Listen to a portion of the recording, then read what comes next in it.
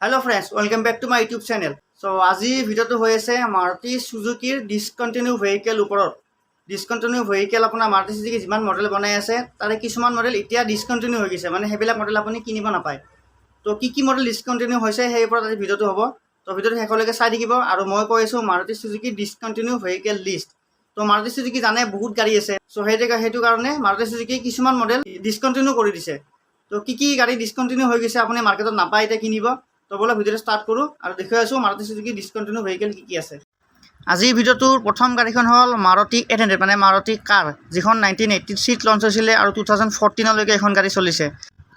যোনে কিনিছিলে তেখেতসকলৰো এখন গাড়ী প্ৰথম আছিলে আৰু Maruti Suzukiৰো এখন গাড়ী প্ৰথম আছিলে। আৰু এতিয়া আহিল সেকেন্ড কাৰখন হ'ল Maruti Omni মানে Maruti ভেন, যিখন আপোনাৰ 1984 লঞ্চ হৈছিলে আৰু বন্ধ হৈ গ'ল 2019। বৰ্তমান এখন কাৰ এতিয়াও ডিমাণ্ডত চলি আছে। আৰু থাৰ্ড লিষ্টৰ কাৰখন হ'ল Maruti Zen Extreme মানে 1994 এখন লঞ্চ হৈছিলে আৰু বন্ধ হৈ গ'ল 2010। এখন ফাৰ্ষ্ট সেডান কাৰ আছিলে Maruti Zen Extreme।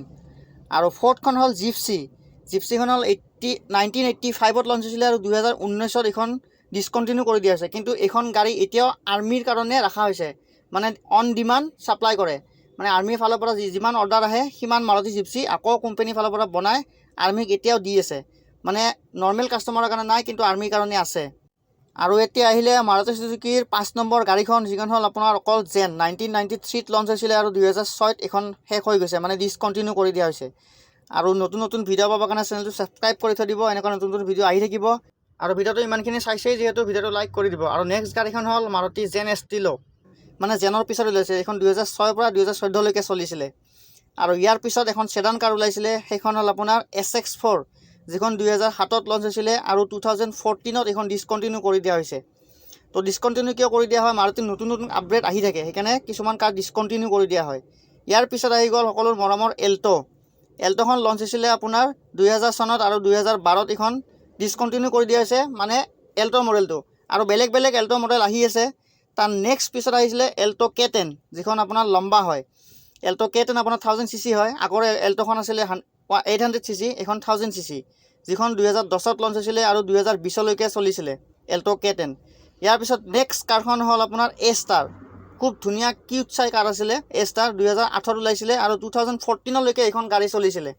2014 পিছত এখন গাড়ী আকৌ ডিসকন্টিনিউ কৰি দিয়া হ'ল। এতিয়া আহিলে 11 নম্বৰ কাৰখন, যিখন হ'ল Maruti Suzuki Ritz, যিখন 2008 লঞ্চ হৈছিলে আৰু 2017 লৈকে চলিছিলে Maruti Suzuki Ritz। Maruti Suzuki last কাৰখনৰ বিষয়ে জানাৰ আগতে চেনেলটো সাবস্ক্ৰাইব কৰি দিয়ক আৰু লাইক কৰি দিয়ক যদি ভিডিওটো ভাল পাইছে। এতিয়া আহক Maruti Suzuki যিখন লাষ্ট গাড়ী বন্ধ হৈছে ৰিসেন্টলি, সেইখন হ'ল Maruti Suzuki Alto 800। Maruti Alto 800 খন ৰিসেন্টলি ডিসকন্টিনিউ কৰি দিয়া হৈছে 2023 এপ্ৰিল মাহত। সো এইকেইখনে গাড়ী আছিলে Maruti Suzukiৰ ডিসকন্টিনিউ হৈ যোৱা গাড়ীকেইখন। তো ভিডিওটো ইমানখিনি চোৱালৈকে ধন্যবাদ। আকৌ লগ পাইছোঁ নেক্সট এটা ভিডিঅ'ত। সো আজিৰ কাৰণে বাই বাই।